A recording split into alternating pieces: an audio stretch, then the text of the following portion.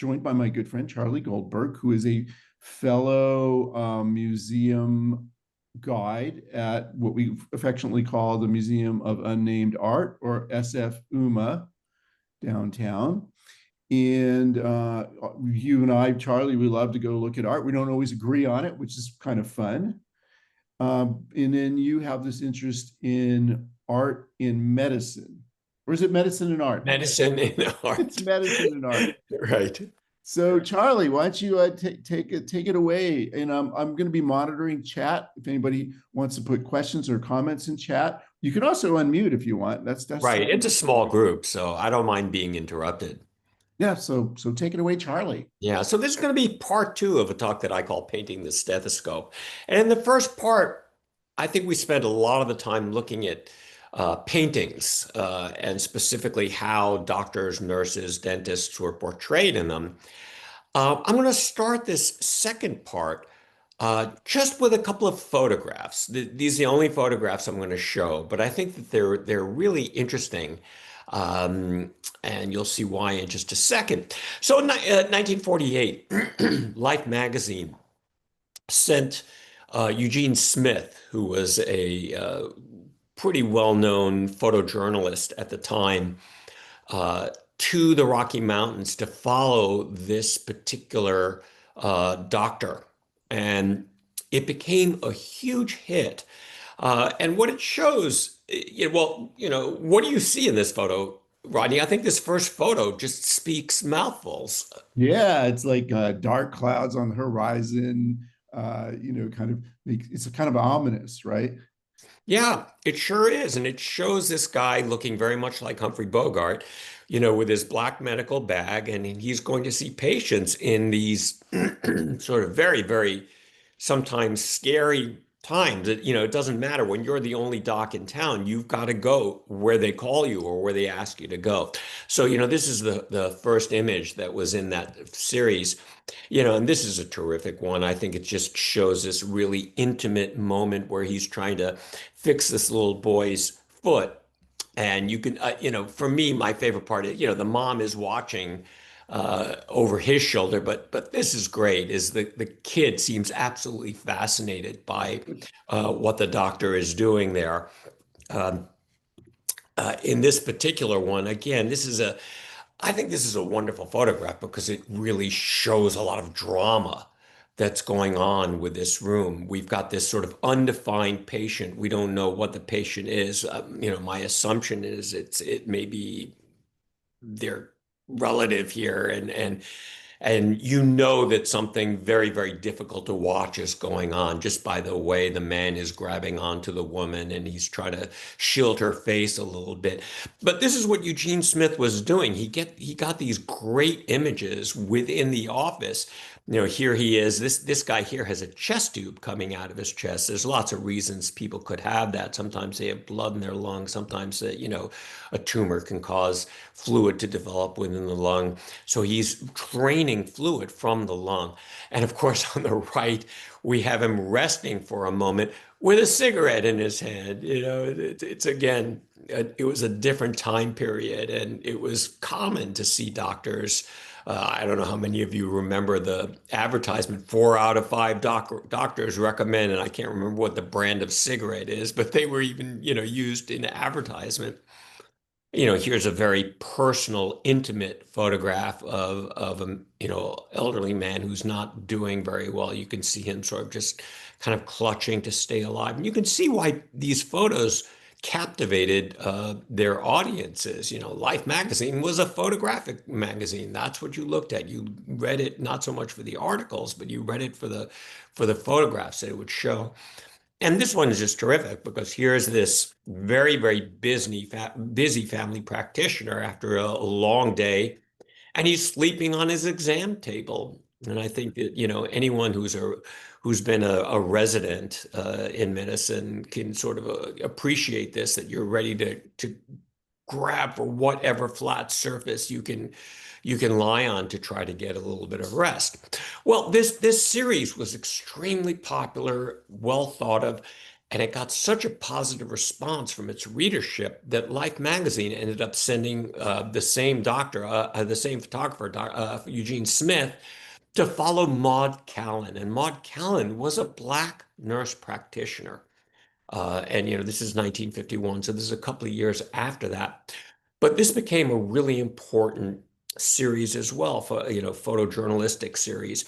And one of the things that he tried to do with this is he really tried to get his camera as close to what was going on. So here we see him really alongside the bed of this woman giving birth, because he wanted to give the readers a sense of what it's like to be there in the moment.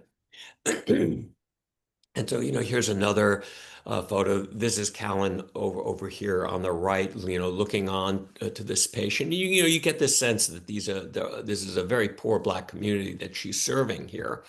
Another one here, and this one is so great because it really shows the classic pose of the caretaker. And if those of you who were here for the last version of this, the first version of this talk, might remember this particular painting that I showed of Fildis, which showing the doctor. It's almost in the exact same pose that we see here. So it's a really interesting photo essay. So, all right, why was I pausing after every word I said? You were in a comma. So, this is our friend Bizarro, who loves to make lots and lots of cartoons about healthcare workers. So you'll see a couple more as we go on. So I wanted to next talk about how artists have shown the sick bed. And if you think about it, the bed is almost always associated with pleasure, lovemaking. The only other time that well, not the only other time, but the other predominant time that you see the bed being showed in works of art is when it's associated with illness. And this is a great example here of Rembrandt doing a sketch of his wife Saskia. They think it was Saskia, who he basically watched die. And so it's a very moving and yet simple portrait that he does of her. And this is another one by Mola in the 17th century. And one of the things that this painting shows, and I'm going to explain what this means, a memento mori. And a memento mori was a way for that artists showed that we are all confronting death, that time passes and that, memento mori literally remembers, remember I must die. And so what we have is someone who's in bed, he's got all his medications here. But then if you look across, what is he looking at? He's looking at a skull, which is the classic memento mori. If you think about Hamlet, Hamlet does a soliloquy into a skull. It's the same idea. But here's another memento mori, the hourglass. The times of sand are just passing, sands of time are just passing through in front of us. And we'll see references to the memento mori again in just a few minutes. But here, I love this particular painting. This is from the 19th century by Francisco. It's called The Sick Child. And this has a very, very different feel than the ones, the two prior ones that I showed you. Here we have presumably the mother or grandmother who's at the bedside, and she's nonchalantly knitting, passing the time while she's waiting for the child to get better. And I love the fact that the child is holding on to this little puppet in his right hand. This is his little comfy toy. And you can see all the little medications here. You can see the burnt matches from, how they would give the medications. And so it's a very endearing portrait. Another one It's very here. realistic too. It is. Oh yeah. The majority of the stuff I'm going to show tends to be very realistic. And this one by Nono is called Convalescence. So just by the title, that this child is getting better. The reason I love this particular painting, it has a very personal feeling for me because this is exactly what my daughter looked like at this age. So she could have been the model for this. But it's also a very endearing portrait of how a parent cares for a child. We see the mother here. She's reading to her child. Again, we can see the little puppet, or plaything that the daughter is keeping. There's oranges at the bedside to try to keep the child healthy. It's a very warm and positive portrait. As opposed to this one, this is Morelli, which is also late 19th century. Rodney, what's the sense that you get from this painting? Oh, sadness. Tell me why. Oh, well, I see the person in the chair kind of hunched over, and the person in bed doesn't look like she's doing very well. And then there's a candle. I wonder if the candle is representing like life, being burned away. Yeah, it's a very, very, I mean, if we look at this one, It's a- look at or even this one, look at the posture of the people taking care of the children. It's there's nothing ominous about it. There's a But when we see this, I'm sorry. Is she praying? Right. To me, she just looks despondent. She might be praying. I can't quite see what her hands are doing, although it looks like this one is down. But this has a sort of portentous view of it. So, this is a view of the sick bed, not in a positive light at all. And we wonder whether the daughter does get better or not. And this is another great view of the sick bed by Basile, who was an impressionist. And Rodney, any guesses as who the patient might be? It, it looks like you think it's a maybe fellow artist, Yes, it or is a fellow Courbet, artist. A perhaps, or bit of who? Courbet, or Great thought. This is actually this is Monet being taken care by Basile. Monet had hurt his leg, and you can see the redness in the leg right here. Um, I What's just the thought it was bucket? really fun to see the artist as patient himself. And there's all these classic things. You look under the bed, and there's this bedpan. There were no toilets back then. You had to use a bedpan. So it's a really interesting painting. so it's Monet, and he got better. Good news, He, right? he did he did get better from this. That's And true. I what's mean, the bucket over his knee? Is that to throw up in, or is that oh, treatment? that's a really good question, and I don't know the answer to that, but it certainly might be. I'm not sure, but that would certainly be a good guess. Yeah. And then this very, very moving portrait by Christian Krogh that he does in the late 19th century. And this is a painting that he did of a sister who eventually died of TB. But without me telling you that she died of TB, he's using a certain artistic hint. He's giving us an idea. Rodney, any thoughts about what hint he's giving us? Well, I see the flower and the leaves coming off the flower. Exactly. So this is another example of a memento mori. This was, if you look at classic Dutch still lifes, for example, you'll see flowers with petals falling down. Time is passing. Death awaits all of us. That's what this means. And so, that's the sign or the hint that Krogh is giving us that his daughter did not make it. It was it's a very, very sad painting, but a lovely painting as well. Again, it's very, very intimate. You can tell that he knew her well. I mean, this is his sister, and just the clarity of the so the armrests of the chair. It's really a very well done painting. And then this is Kat Kollwitz, who had lived through World War One, painted and did a lot of drawings and etchings during this period. And here we just see this very, very sad moment. This is obviously a moment when someone has died, but I love looking at all the people who are watching this moment and all the different expressions on their faces. But there's also this really, really nice circle of life kind of thing going on. Do you see that, Rodney? Well, yeah, they see the baby with the mother, and Right, right. so the continuation of life is kind of remarked upon. Yeah. And just there literally is a circle that she forms with these angles here. So it's a really well composed work as We well. Nikki points out there's only one woman in the image. Yeah. Yeah. Yeah, I hadn't really thought about that. Who is he? I'm not sure who he is. Carl.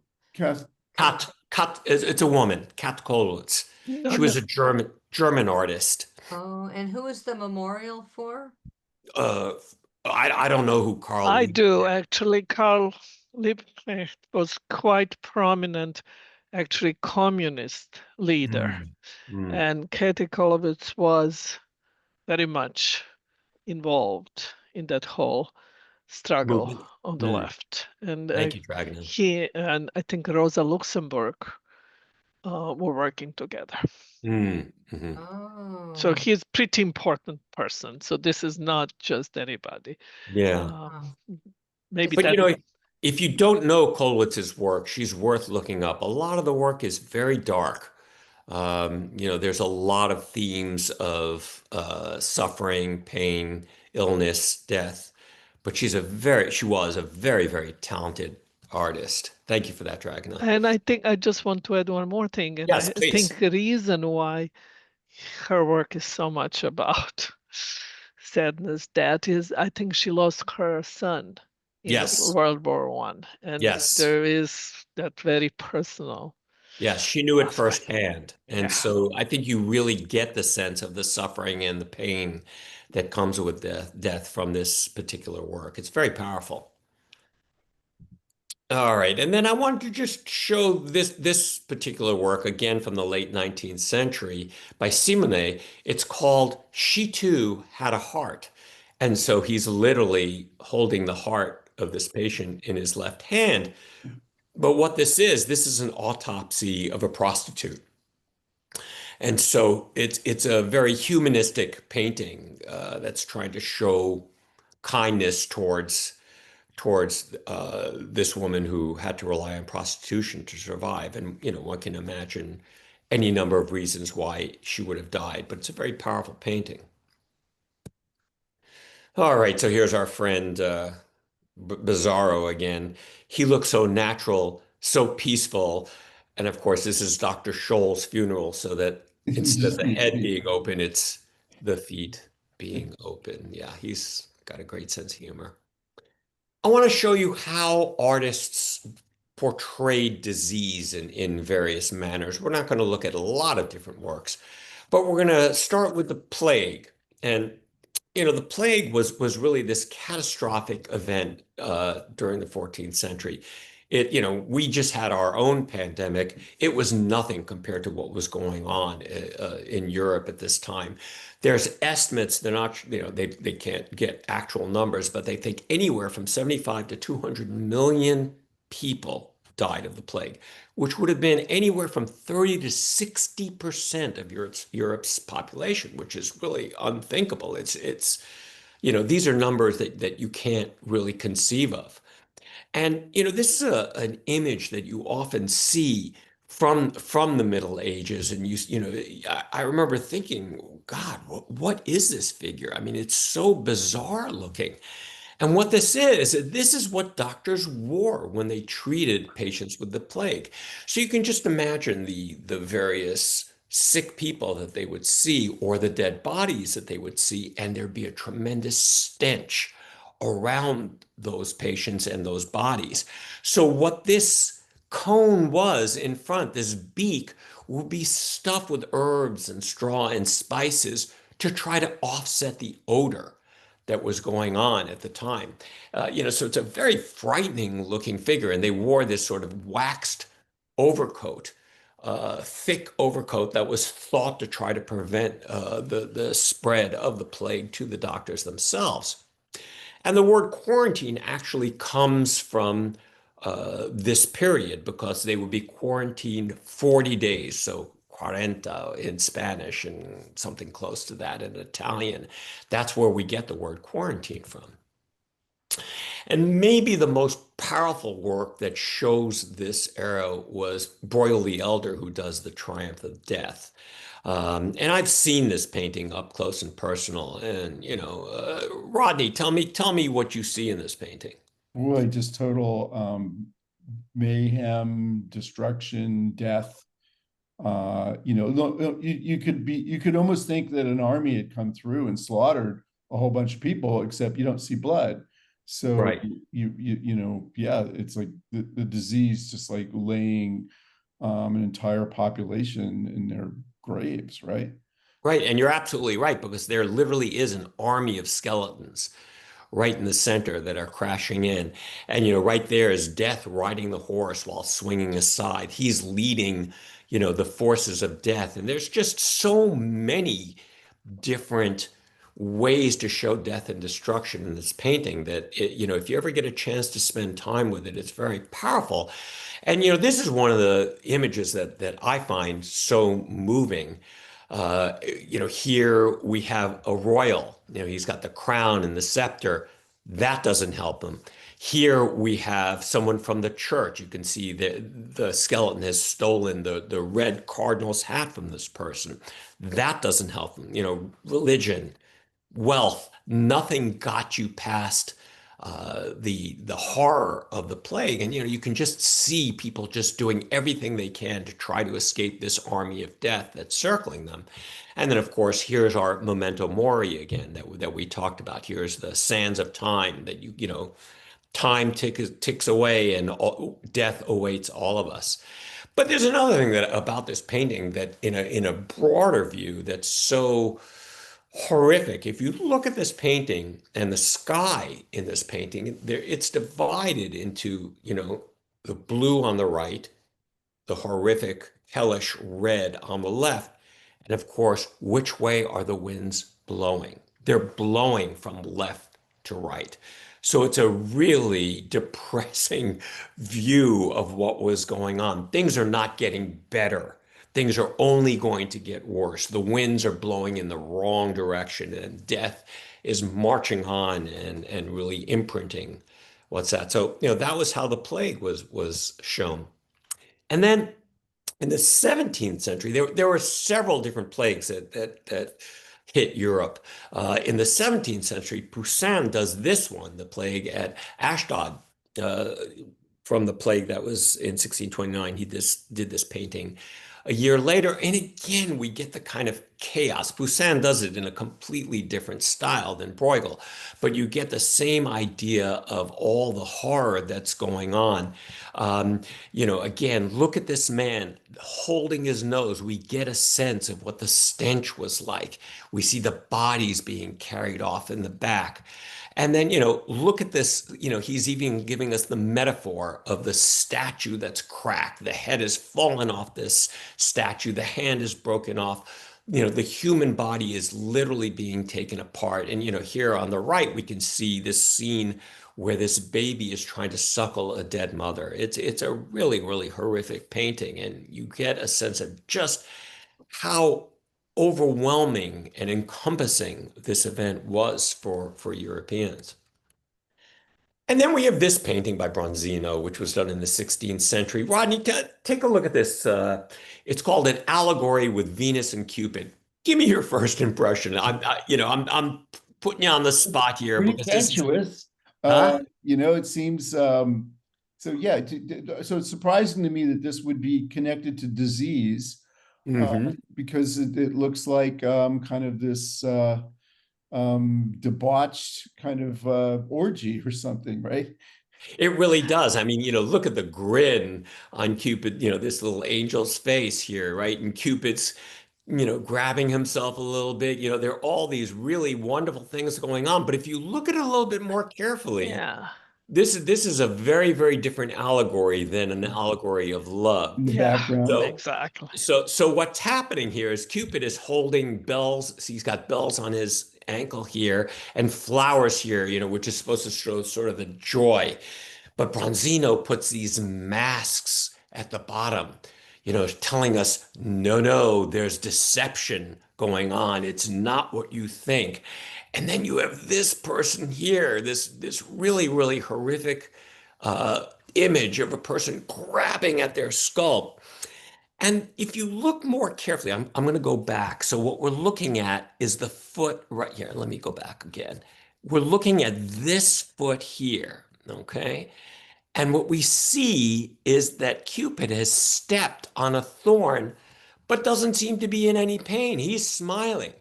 And one of the things that they think this is showing is something that you get in the last stages of syphilis. It's called tabes dorsalis, and it causes numbness to the feet.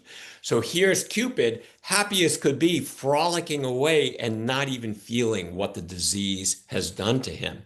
And then, of course, this is the figure that's the most worrisome, is that he's grabbing at his skull. It was said that people in the late stages of syphilis would literally tear their hair out. And there's so many things that syphilis affects the body with. You can get this paralysis as well as this numbness. It can affect your heart and your vessels. You can lose your teeth and your gums can bleed. And so here's this, horrific image. I'll go back to the whole painting, amidst what looks like at first glance this very happy scene. And then, of course, this is, they used to treat syphilis with mercury. So the saying used to be a night with Venus, a lifetime with Mercury. So very, very powerful view. And then here's this other, this was a poster for a public health clinic in Madrid, if I'm not mistaken. Yeah, I think it's Madrid, by Carbo. And it's just such a wonderful painting because here's this beautiful Art Nouveau woman. She's got the delicate hands and fingers and neck, and she's holding a flower. She's got this beautiful robe on, but if you look more carefully, we see a snake. You see, so you need to worry about that.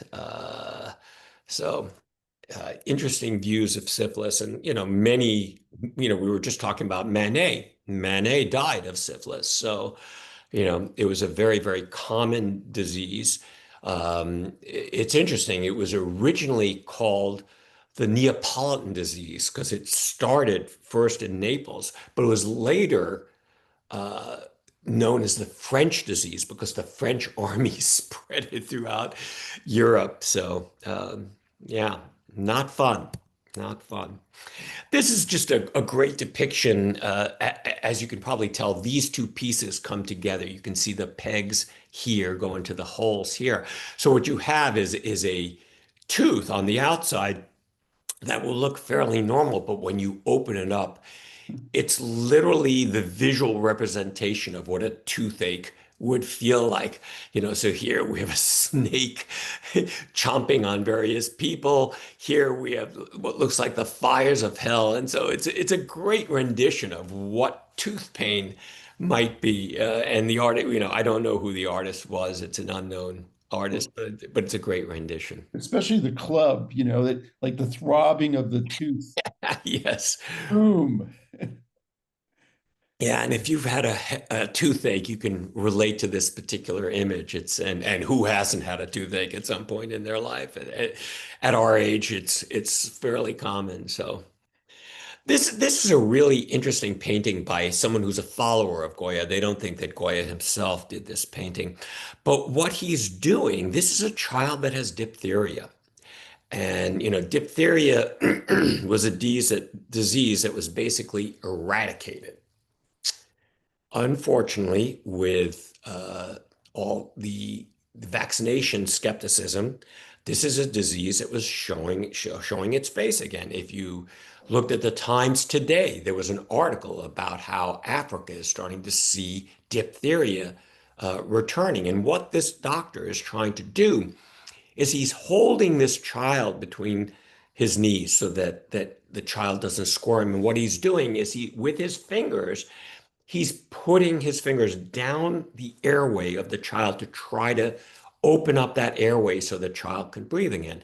Diphtheria was very often a fatal disease without antibiotics and without, vaccinations. So very powerful painting.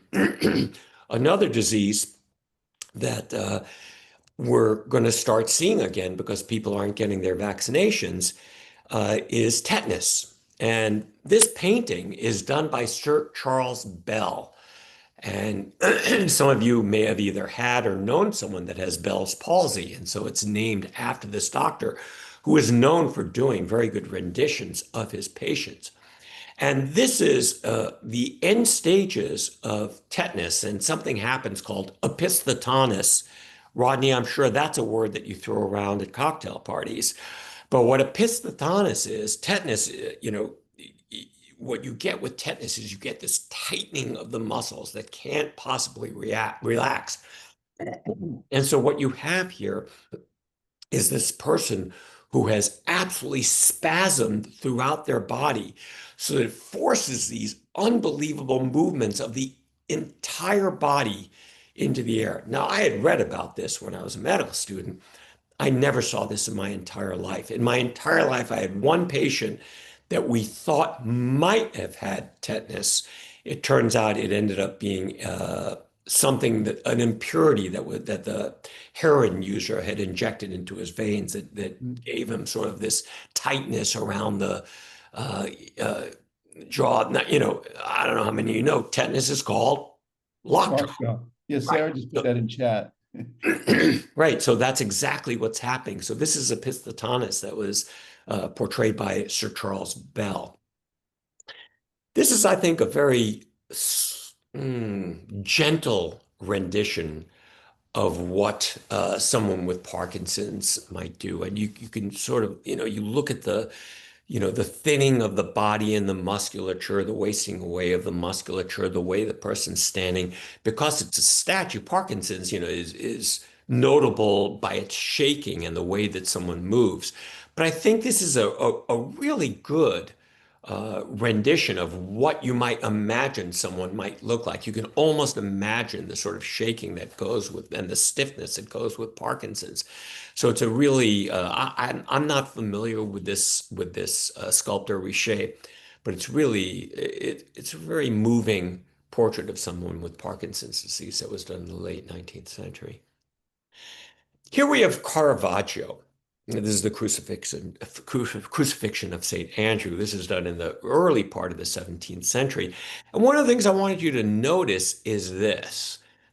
Rodney, any ideas of what that is? Like a goiter or something? A goiter, exactly. And what's interesting is that, goiters are thought to be caused by a lack of iodine in the diet. And so poor people might not get enough iodine. So this was a way for artists to show poverty and sort of the connection with poverty and holiness. And you see this often in a lot of Renaissance work. So here, this is a Christ with a goiter. Here's Mary with a goiter. And the appearance of goiters so often in art is disproportionate to what you would have seen in the real population. So they think that this was a way for artists to show poverty amongst the people that are portrayed in their paintings. So I think it's a really interesting thing to think about. Next time you look at either a medieval or Renaissance painting, take a look at the neck and see if you see a goiter in there. Is this something when you're looking at art, Charlie, are you kind of, since you are a physician, looking for these things? Oh, sometimes I do. Sometimes I look at certain paintings and go, oh, they have rheumatoid arthritis by the way the hands are shown or something like that. Excuse me. Let me just You wish you could refer them to a physician. Right. For you, I'd try to get an appointment soon. Right. This person needs a head and neck surgeon, Yeah. Or needs iodine, one or the other. So it's kind of interesting. And then, going back to what we were just talking about, this is Matisse's daughter, Marguerite, and he painted her many, many times throughout his life. But she's always shown either in some, like a turtleneck, a scarf, or something like this. Any ideas why, Rodney? Would that also be a goiter or something? Some neck? Not a goiter. She's a Something we man. just. I'm sorry. I'm kidding. I said she's a man. She's a man. Well, no, yeah, I don't think so. I don't think so. Didn't she have some sort of surgery operation? Yes, exactly. She had diphtheria. Yeah. And because they needed to get an airway into her, they cut a hole into her neck to allow her to breathe, which of course, as you can imagine, left a scar. So whenever you see Matisse's daughter Marguerite, she's always got something that's covering that scar. That's really, to me, this kind of stuff is fascinating, that something that's absolutely medical becomes part of an artistic design. It's fascinating to me. All right, clamp, stat. We hit his jugular instead of his jugular. Of course, I love Bizarro. He does so many funny medical cartoons. All right, so let's look at anatomy for just a moment. Galen was one of the classic doctors. You've heard of the Hippocratic Oath, Hippocrates. Hippocrates and Galen were the two giants of medicine. And Galen came up with an anatomy text, but unfortunately, his dissections were based on animal dissections. So you see things that make no sense in a human body. And it really takes the 16th century before anatomy texts really show what the human body was like. And this definitive work was done by Vesalius. And Vesalius was the anatomist. The illustrator was Van Kalkar, who they think was Titian's pupil.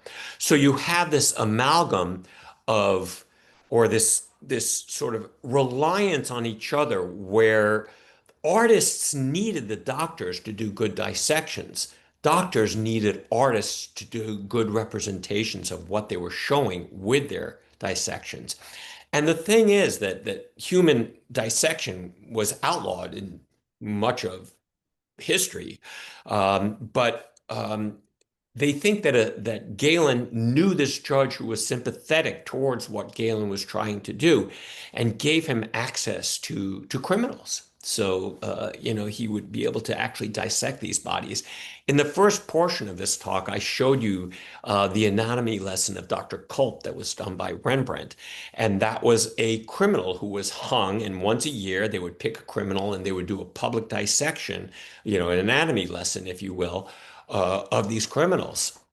So this is the same thing that happened with Galen, that he was able to get access. And so that for the first time, we're actually seeing the real human body. And this is just an amazing, cutaway of showing the musculature of this person. And you can see down here how some of the tendons are being splayed out to show the deeper portion of the leg. It's really quite wonderful. And then, this is a mid 18th century painting. And this would have been absolutely shocking for people to look at. Here, first of all, you're showing an anatomical model. Here we have a woman that's,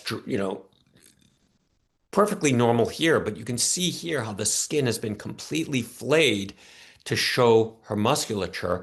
And what was even more shocking was it's showing this baby, and here, they're sort of representing that the baby would have come from the womb. So this was an unbelievably shocking portrait at the time. And, here's another one. This is an unknown artist. And, something like this is not something you would have seen in a museum, just because of its shocking nature.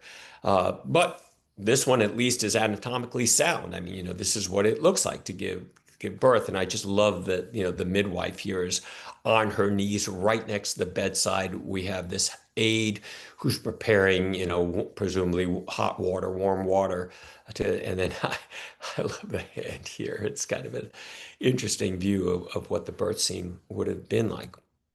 And then here, this is Shikoto, who he himself, Shikoto was a physician and did a lot of paintings of medical procedures. And, this is the lesson of Dr. Paul Poitier. And, this is where we're starting to see people using science. They're relying on the study of the human body to really see, not just relying on hearsay, which was, for centuries what doctors relied on. Here we're actually having a doctor examining. You can see he's looking at an anatomy book while he's doing the dissection here. So, it's really an interesting, painting. And of course, we see this bucket on the side with the various bloody parts that you can see bones and a skull in the back there. Now we're talking about the modern age. And when I say modern age, this is a 20th century doctor and artist named Frank Netter, and he's known as medicine's Michelangelo. And what's interesting is he himself wanted to be an artist. But of course, his parents said, no, no, you've got to go to medical school. So while he's in medical school, he sells his art. And what happens is that he was asked for these 5 medical drawings, and they told him they'd give him $1,500 for the 5 medical drawings. And he's thinking, oh, yeah, wow, $300 a piece. That's pretty great. But no, what they meant is that they would give him $1,500 for each of the drawings. So he ended up getting $7,500, which at the time was a huge amount of money. So he gave up medicine to pursue art. And when I say art, anatomical art. And this is what he says, this was in 1933, the depths of the Depression, and there was no such thing as medical practice. If a patient ever wandered into your office by mistake, he didn't pay. So Netter saw this as a way to support himself by the art more than by the medicine. And his works became so important. I have a collection of Netter's books in my house. They were just brilliant, and they're considered sort of like the gold standard for how you look at patients and show disease and disease process. And here's a particular page that shows all these different head and neck lesions that you can get for various reasons. But and this one is one that so many medical students remember. It's the pink puffer versus the blue bloater, emphysema versus bronchitis, and how they would, show themselves in your office. And everyone in medical school remembers that someone with emphysema is going to be very, very thin because their muscles have been working so hard to help their breathing and how they sit forward. And when you have bronchitis, you're more sort of relaxed, but you have this blue pallor because you're not getting enough oxygen into your body. And what he was really good at was creating a story with pictures. And so here he's showing us what the symptoms of acute cardiac, acute heart problems would be. And if you look down here, right, in this it says common precipitating factors in angina pectoris, heavy meal, cold, exertion, smoking. So what's he showing? A person coming out of the restaurant in the winter. He's dropping a cigarette, he's climbing up the stairs, and he's clutching at his chest. So with a simple, drawing, he's showing us exactly what the symptoms are. And see, he had such a, this is storytelling at its best through visual images. And that's one of the things that Netter was so good at, and why his books are really still looked at today, even though they were created in the 40s, something like that. He's really great stuff. All right. I used to be a veterinarian, so bizarro. Yeah. All right. So I wanted to show how artists manifest their own diseases, and I've got some really wonderful examples of that. So if you've looked at, I've looked at many self-portraits by Rembrandt because I gave a course on self-portraiture, and he's really the king of self-portraiture. And if you look at his paintings, you sort of notice that his eyes, right? A normal eye, if you look at my hands, normal eyes should go in concert with each other. They should move like that. But sometimes when you have strabismus, you have, sometimes it's called a weak eye or a lazy eye or a wall eye, something like that. You end up not having the eyes moving in parallel, but they actually move apart a little bit. They do move, but not quite in the same direct line. And so, medical scholars think that Rembrandt had strabismus, had, a lazy eye, if you will. And what's interesting about that is they think that he would have had to close one eye to be able to concentrate on what he was painting. And they actually think that this improved his ability to paint in 2 dimensions rather than in 3. So it's a really fascinating idea. I sort of welcome you to look at some of his portraits.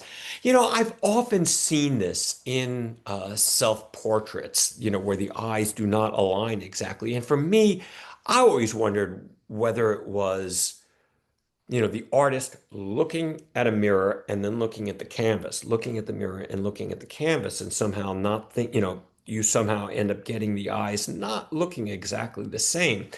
But when you look at Rembrandt, who was so good and so masterful at recreating exactly what he saw, and you see this over and over and over again, I think the medical experts who study art are probably right. And then this is Goya doing an ex voto, just like in religion. Ex voto is something that sort of give thanks. So, this is him giving thanks to a doctor who treated him, and this is what he writes at the bottom here. It says, Goya gives thanks to his friend Arietta, that's the doctor, for the expert care which he saved from his life from an acute and dangerous illness which he suffered at the close of the year 1819 when he was 73 years old. He painted it in 1820. And, they don't know exactly what the disease is. Why am I not showing? There we go. There we go. Sorry. And they're not sure exactly what this disease is, but they think it could have been any number of things. So what happened is he had this acute episode where he lost his hearing. And then, they think there's any number of things that could have caused it. We already talked about syphilis and how common it was at the time. It could have been lead poisoning. It could have been any sort of infection of the central nervous system, and even possibly the plague. And the doctor that he was treated by, this Dr. Arietta, was a plague specialist. So there's all kinds of hand waving and guesses about what might have been causing Goya's problem. But apparently the guy did right by him, and he was very, very thankful and did that painting. He gets immortalized. Yeah. There was a comment about the image before from Marcia. She was pointing out that she sees a rash, maybe eczema on his left cheek. Do you see that, Charlie? Yeah, no, I do. I see exactly what you're talking about. It's really, really hard to say whether he, in fact, had a rash at that time. Or whether he's just trying to show that idea of light falling onto the right side. When you look at some of his other self-portraits, he does seem to have some of those signs of drinking. Rhinophyma is the technical term for it. And you see this sort of bulbous red nose. And some of you may have seen people with that, or you may have seen images, whether in painting or in photography, of that rhinophyma. And you see that later on in life. Here, though, with rhinophyma, you get it on the nose, you get some of the spreading on both cheeks. Here, it's just one. I think he's trying to show just the change in lighting at the time. But it's a great comment, yeah. Okay, so Rodney, tell me about this painting. What do you see? Well, he's looking at us, and he's got interesting attire, like some kind of robe.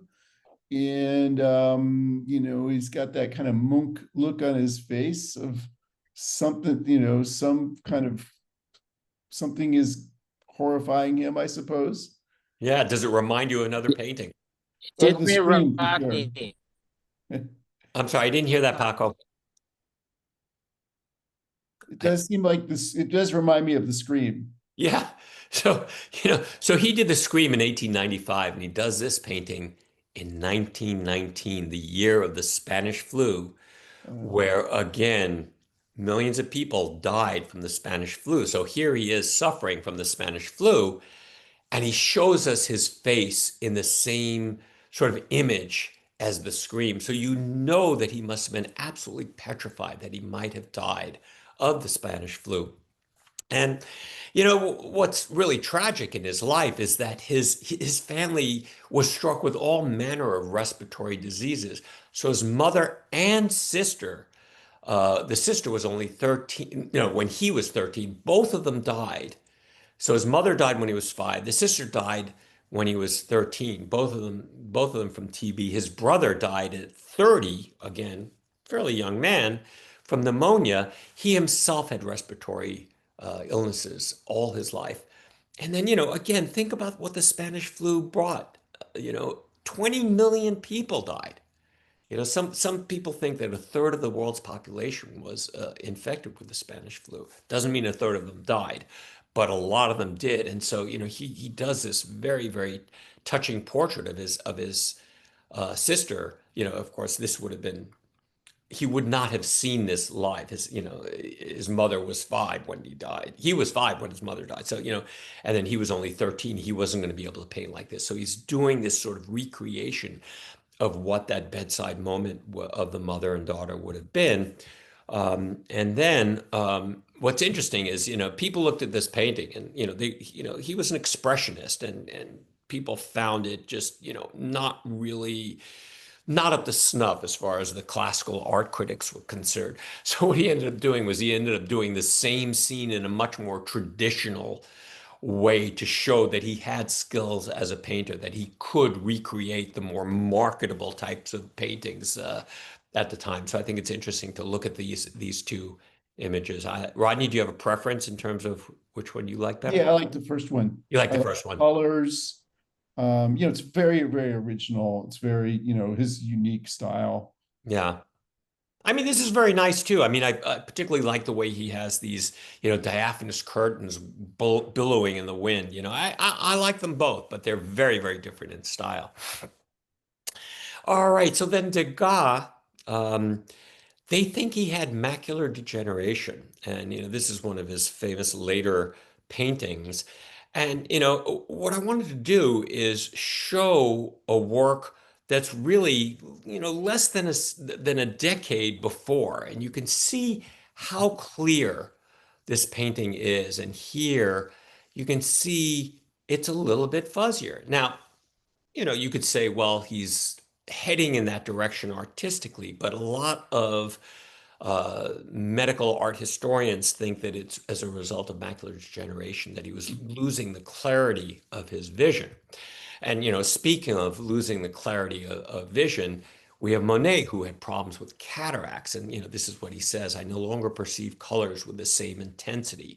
I no longer painted light with the same accuracy. Reds appeared muddy to me, pinks insipid, and the intermediate and lower tones escape me. And we can see, pre-cataract and post-cataract. Now, again, you could argue, no, this is where he was heading stylistically. And, I think that that's a valid argument, but I think there's also an argument to be made that he really was struggling so much with his vision, with his sort of appreciation of color, that it literally clouded how he painted. And then, one of my favorite little bits of medical trivia with painting is this painting that Van Gogh does. It's called The Portrait of Dr. Gachet. And I love how Van Gogh said he had a really good rapport with him because Gachet also had a nervous disorder. And this is his quote: "He's sicker than I am, I think, or shall we just say as much."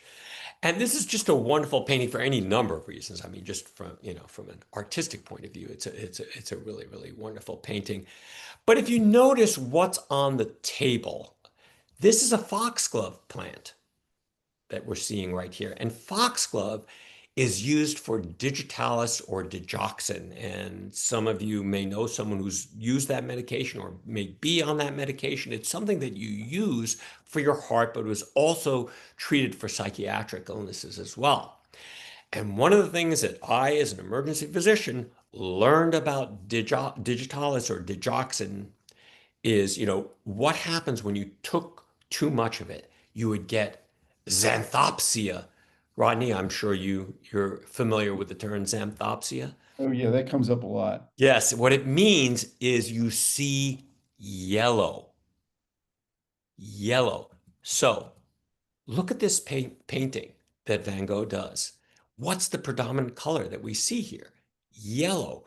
And what's another one of the side effects that you get when you're digtoxic? You see halos.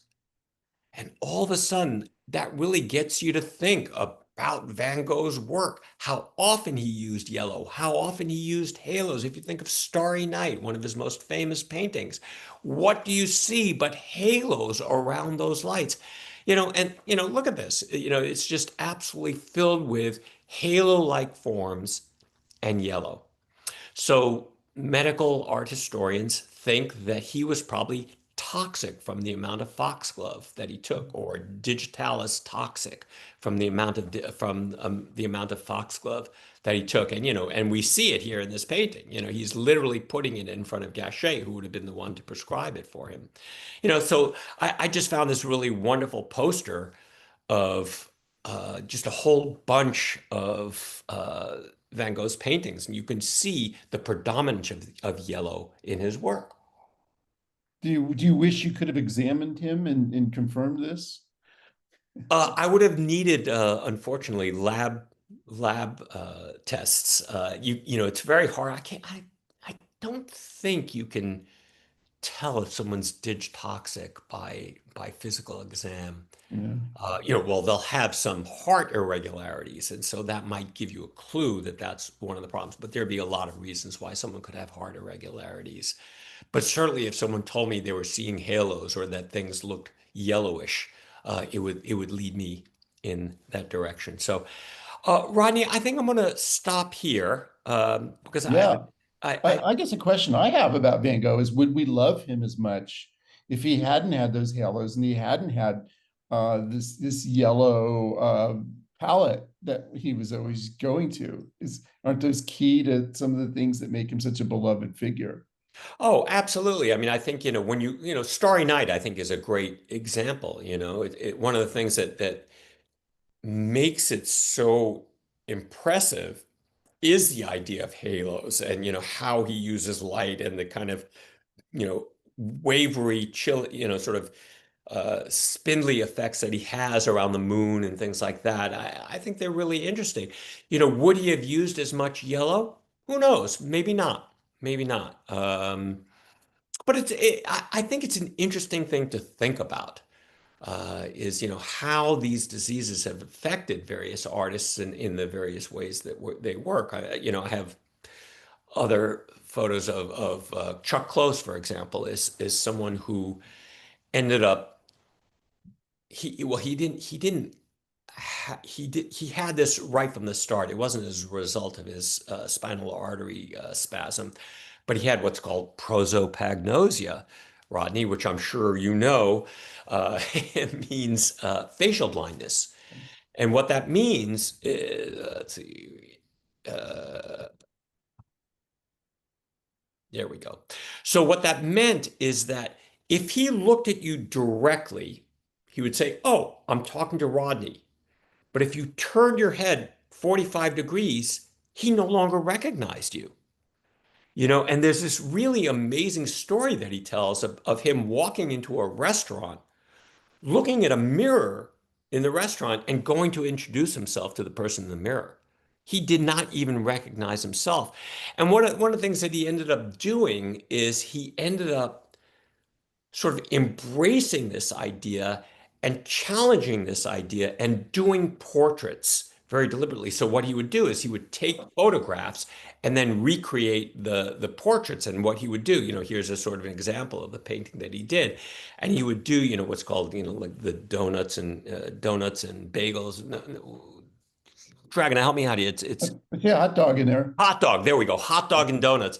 That's what he would use in these little squares, and that's each one of these little squares is made up of these different forms that he would use, and this is the way that he would be able to recreate a face, is by sort of challenging his inability to recognize faces in real life, and then creating art as a result of this challenge that he had. It's a really fascinating story. Yeah, I mean, I think one of the things you're telling us is that some of the medical challenges we may face actually could be turned into strengths. Absolutely. It's Yeah. a great message for the community living campaign, because we serve people with disabilities, and you try to get as much strength out of your disability and just like figure out what you can do. And so we kind of embrace the fact that people have to confront the world in a different way, try to accommodate it, and the result can be extraordinary like this. Yeah. Yeah. Does anybody in the audience have questions for Charlie or thoughts? Yeah, feel free to unmute if you'd like to. Feel I'd free to like to ask unmute. a question. Charlie, do you just have this massive collection of medicine art from which you draw at different points, or did you go in search of these images specifically? So, Marcia, first of all, I don't have a collection of art, period. So, just to be clear, don't come robbing my house expecting to see these works of art in my house. What I did is I did a tremendous amount of research. So, there's quite a few good books that talk about medicine in art. And, I could have I've done 2 of these presentations. I could do another 4. I mean, I have many, many images that show doctors, nurses, dentists, diseases, how they're shown, how these things are affected. So again, being a physician, it was a, subcategory of art interest for me. And I thought it would make for a fun talk.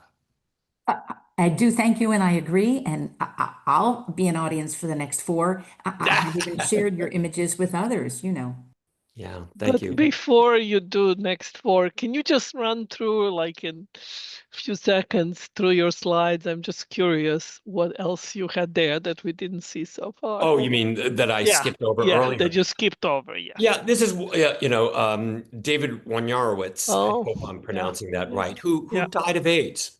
yeah. And Wow. while he was sick, he was trying to capture how to represent what he was going through. Yeah. And this is just an incredibly powerful photograph where he's literally burying himself Yeah. to create this image. So, very, again, I find it a very moving photograph. Mm. This We is, have of course, time for a Frida couple more, Kahlo. Charlie. I'm sorry. We probably just have time for a couple more because we do need to sign off. Yeah, I'm gonna do this Just one. go through it. Yeah, and this one is, Frida Kahlo's. She calls it the broken column, and of course, she had this terrible, terrible accident, broke her spine, broke her pelvis in a number of different places, and this she's literally showing us, you know, the tears coming out. And if you look at her skin, this is the constant pain. She has literally nails that are being jabbed into her. And here you can see, the spinal column being represented by a true column, these braces that she used to have to wear, sometimes leather, sometimes cloth, even sometimes metal, just yeah, an amazing study in pain. Hmm. Well, Charlie, really want to thank you for this presentation. Fantastic as Oh, you're very always. welcome. And we would love to have you back again sometime. This has been Art Viewing Adventures. We will be back in 2 weeks. David Grady, another fellow SF UMA guide, will be with us. Talking about, I think, art and mindfulness is going to be the topic. Let me turn it back to you, Nikki. Tell us about what is coming up next from the Community Living Campaign. Okay, thank you so much. Boomer Music is coming tonight, and the following program are about Joni Mitchell. So who wouldn't want to be there for that? So that's tonight at 6, and then on the November 10th as well. And we'll be back on November 10th also. And there's a special event CLC is doing this Friday. If anybody's interested in genealogy, we're doing an event for Dia de los Muertos on Mexican genealogy. And that's with our research specialist named Lucy Sweeney, who's a Mexican-American lady who was born and raised in San Francisco. So that'll be at Glen Park, 12 o'clock. Bring your laptops if you want, and she'll have notes for you to, identify which research tools and databases might be helpful for you. Okay, I hope to see you there, and we'll see you in another couple of weeks, See right? you guys. Thanks for tuning in. Ronnie, I will Thanks not again, be there on Charlie. that Yes, because I'm I have a Night, doctor's Paco. appointment. Don't Yeah. forget to vote. Yes, on And good luck with your